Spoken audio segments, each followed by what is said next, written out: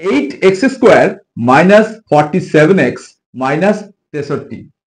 এই বীজগণিতিক রাশিটিকে আমাদের middle term ফ্যাক্টরের সাহায্যে উৎপাদকে বিশ্লেষণ করতে হবে। যদি এমন হয় তাহলে কিন্তু অঙ্কটা আমরা খুবই সহজে করে ফেলতে পারি। দেখো ফ্রেন্ডস, অঙ্কটা আমরা কত সহজে নির্ণয় করে ফেলতে পারি। আমাদের যে অঙ্কটা রয়েছে, প্রথমে 8x² এবং শেষে রয়েছে মাইনাস 63।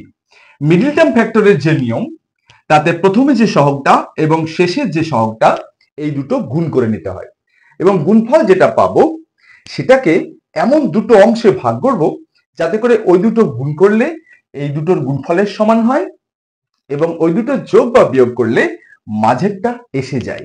এইটা আমাদের খেয়াল রাখতে হয়। দেখো ফ্রেন্ডস, তাহলে আমরা যেটা করব, 8 আর 63 গুণ করে নেব। আমরা প্রথমে 8 লিখে নিলাম ইন্টু 63 লিখে নিলাম। 8টা তো ছোট সংখ্যা, আমরা খুব সহজে হিসাব করে ফেলতে পারি। তাহলে আমরা 63টাকে একটু ভেঙে নিই। তাহলে এটাকে আমরা লিখতে পারি 8 তো রইলই ইন্টু 7 ইন্টু 9। আপাতত এইভাবে ভাঙতে পারি, যদি অসুবিধা হয় তাহলে আরো ভেঙে নেব। দেখো ফ্রেন্ডস, এবার আমরা ট্রাই করার চেষ্টা করি এই 47টাকে আনা যায় কিনা। যদি 7 আর 8 গুণ করি তাহলে আমরা কত পাবো? 56 পাবো। আর একটা 9 তো ছিলই। এবার ফ্রেন্ডস লক্ষ্য করো, 56 থেকে যদি 9 বাদ দিই তাহলে কিন্তু আমরা এই 47টা পেয়ে যাচ্ছি। আবার 56 আর 9 গুণ করে যা হয়, 8 আর 63 গুণ করে তো তাই হয়, কারণ এখান থেকেই আমরা হিসাবটা এনেছিলাম। তাহলে আমরা মিডল টার্ম ফ্যাক্টরের যে বিষয়টা সেটা কিন্তু খুঁজে পেয়ে গেছি। তাহলে আমরা কি করব, এর পরের লাইনে আমরা একটা ইকুয়াল দিয়ে নেব। 8x² যেমন ছিল আমরা তেমন লিখে নিলাম। মাঝে রয়েছে মাইনাস 47, এটার বদলে আমরা লিখবো, মাইনাস করতে মাইনাস লিখে নিলাম।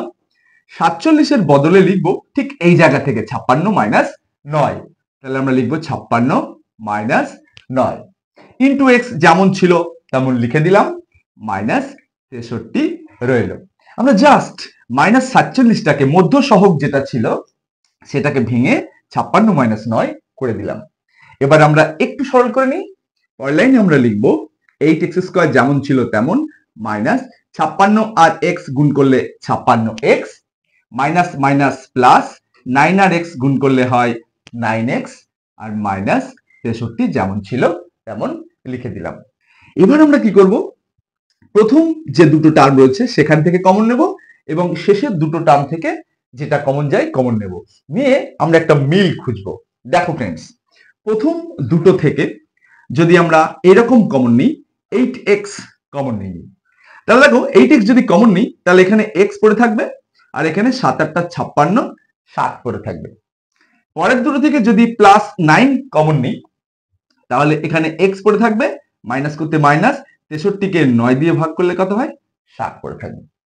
তাহলে এখানেও x মাইনাস 7 রয়েছে, এখানেও x মাইনাস 7 রয়েছে। তাহলে x মাইনাস 7টাকে আমরা কমন নিতেই পারি। তাহলে কি পড়ে থাকবে? x মাইনাস 7টা যদি নিই, এখানে 8x পড়ে থাকবে আর এখানে কি পড়ে থাকবে? প্লাস 9 পড়ে থাকবে।